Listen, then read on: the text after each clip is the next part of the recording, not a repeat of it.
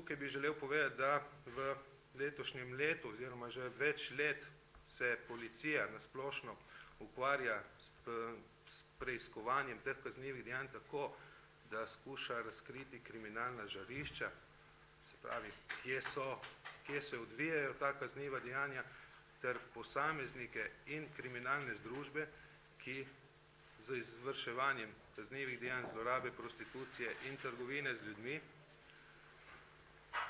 si pridobivajo veliko protipravno premoženjsko korist. Oblik trgovine z ljudmi. Kaj to pomeni? To pomeni več oblik izkoriščanja, na podlagi katerega se kriminalne združbe in posamezniki okoriščajo. Najpogostejša oblika zlorabe je spolna zloraba. Spolna zloraba z namenom prostitucije ali prisilne prostitucije. Temu sledi izkoriščanje dela, izkoriščanja služničadi in seveda tudi beračenja.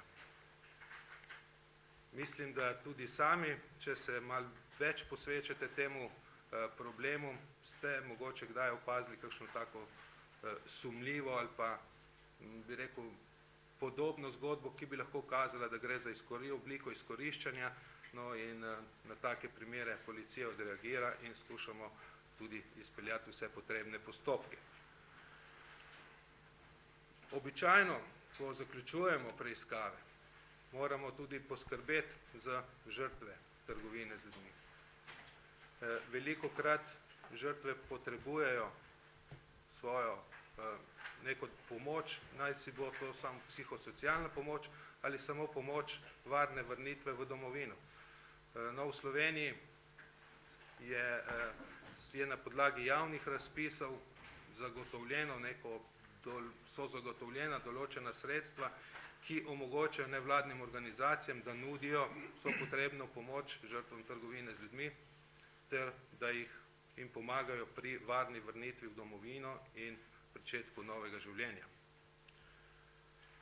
Slovenska policija seveda se, kadar je to potrebno, sploh pa, ko govorimo o organiziranih kriminalnih združbah, takrat vemo, da govorimo o organiziranem kriminalu, povezuje tudi z drugimi tujimi varnostnimi organi. Z varnostnimi organi komuniciramo preko različnih kanalov, različnih poti, bodisi preko Europola, to je ena izmed agencij, policijskih agencij, Interpola, zopet malo širša svetovna organizacija policijska, pa tudi regijske agencije in sicer SEKI centra. Preko njih je mogoče na varen način si izmenjati vse potrebne dokaze.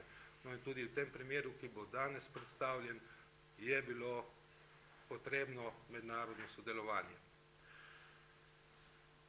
Poleg tega je policija velikokrat vpeta v preventivne aktivnosti, v aktivnosti osveščanja širše javnosti, nudenja strokovne pomoči in usposabljanja ali pa, bi rekel, nekje potrebnih informacij drugim javnim uslužbencem, ki so lahko na kakršenkoli način povezani ali pa pride v stik z žrtvami trgovine z ljudmi. To se nam zdi zelo pomembno, da pomagamo pri predaji informacij, pri predaji znanj, da je žrtve trgovine z ljudmi lažje identificirati. Seveda je pri tem naša vloga le delček vloge, ki jo izvaja medresorska delovna skupina za boj proti trgovini z ljudmi, predvsem na tem preventivnem področju. Kot je bilo že uvodoma povedano, imate tudi spletno povezavo v vašem gradivu do spletne strani, do vladne spletne strani medresorske delovne skupine za boj proti trgovini z ljudmi. Tam dobite lahko veliko informacij. Naslednja še pomembna zadeva, ki se zopet veže na eno izmed novosti, ki vam je tudi v samem gradivu predstavljena, se pravi to anonimna e-prijava. To je projekt, ki ga je policija uveljavila ali pa upeljala s pomočjo Ministrstva za notranje zadeve in Ministrstva za javno upravo. Gre za preventivno področje, ne samo področje trgovine z ljudmi, ampak tudi drugih področij dela policije. No in anonimna prijava za trgovino z ljudmi je ena izmed orodij, kjer lahko vsak posameznik, ki misli, da ima pomembne podatke, na anonimen način poda svojo informacijo preko spleta, preko vseh javnih spletnih povezav, se pravi portalov, vlade, ministrstev, do tam je dostopna točka do te anonimne prijave. Mogoče ob koncu bi podal še nekaj statističnih kazalcev, statističnih podatkov, sicer jih imate tudi v gradivu.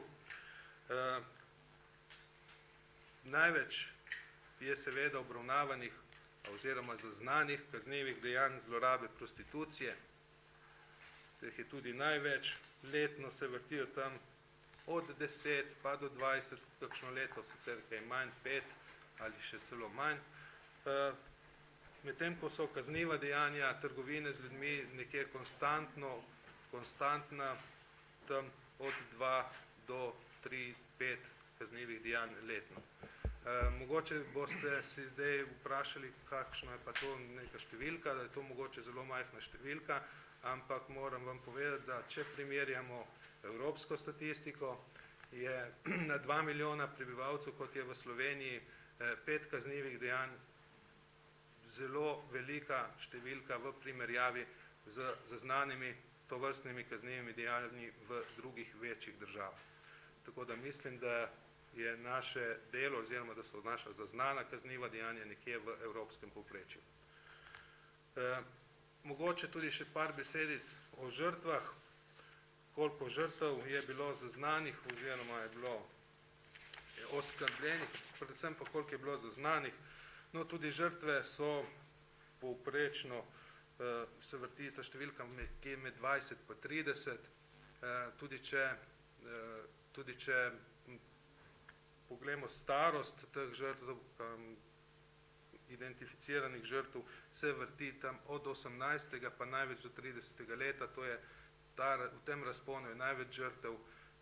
Mladoletnih žrtev smo imeli le nekaj primerov, govorim za zadnjih 5 let, tudi starejših je bilo le par primerov.